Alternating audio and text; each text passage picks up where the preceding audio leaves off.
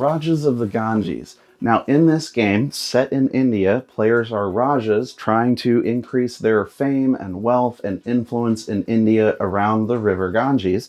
There is a river right through the middle with your boat token to increase and move along to get special actions. There are several locations around the board where you get to move and place your workers, which just kind of go on those spots. And depending on the spot, you'll have to use a specific die. It could be a specific color, or it could be a specific number that was, rolled on one of the die.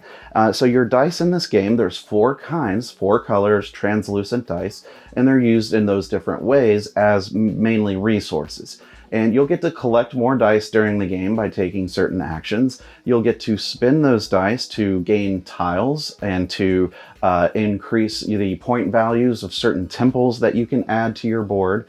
Every time you add a new tile to your personal palace board, you have to connect the roads and extend it out along the paths. When you make a connection with a road to an outdoor or an exterior space that has a bonus, you get those bonuses immediately. So a little bit of tile placement. There's definitely worker placement in this game and dice rolling. But again, the dice rolling is more of a resource thing where you can actually adjust the dice with one of the game mechanisms called karma. You just move your karma down, you can flip the die over, and since each action is associated with either a different number or a different color, there's always options available for you. And even though it's worker placement, there's a lot of ways that you can gain dice and use those dice for different actions.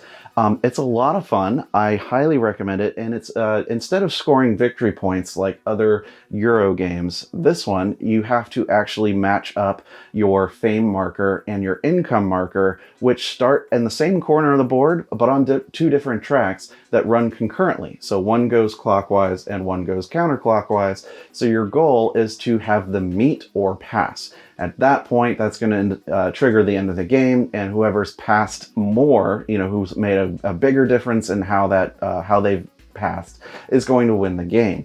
It's a lot of fun. I highly recommend it. It's beautiful to look at. There's just a lot of color, and we always have a good time with this one. I do recommend Rajas of the Ganges.